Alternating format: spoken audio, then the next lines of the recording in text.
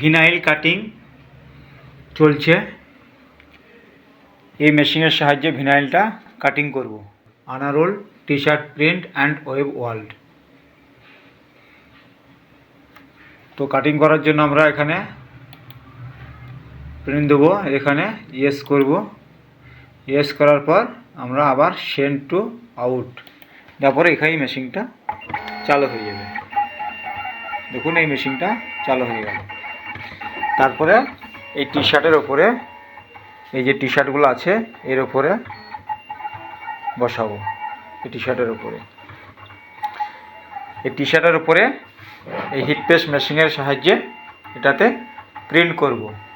Print করার পর আমাদের ছাপগুলা ঠিক যেরকম জার্সিতে লেখা থাকে বা অন্য অন্য জায়গায় যেমন এটাতে প্রিন্ট করা আছে, এই প্রিন্টগুলা করা আছে, এ ধরনের প্রিন্টগুলা তখন এই টি শার্টের উপরে পেস্ট করব। তো এটাতে কাটিং করার পর আমরা এই হিট প্রেসের সাহায্যে টি শার্টের উপরে বসিয়ে নেব। তো ততক্ষণ এটা কাটিং হয়ে যাক।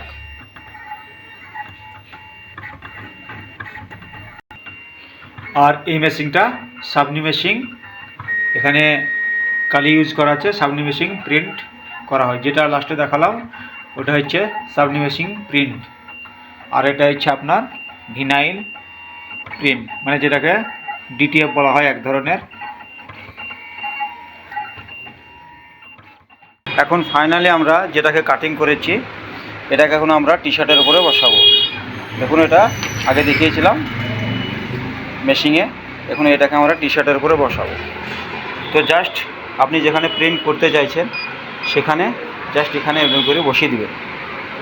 বসানোর পর আমরা এটাকে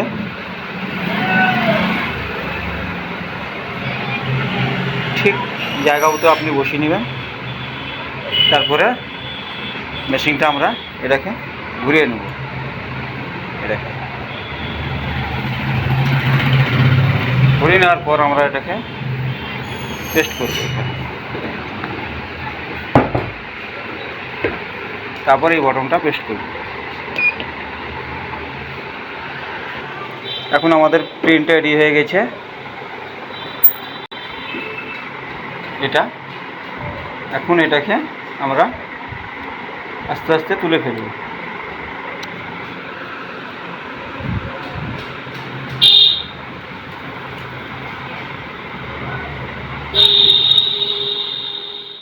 এখন প্রিন্টটা আমাদের রেডি হয়ে গেছে। এখন এটাকে আস্তে আস্তে আমরা এটাকে তুলে ফেলব।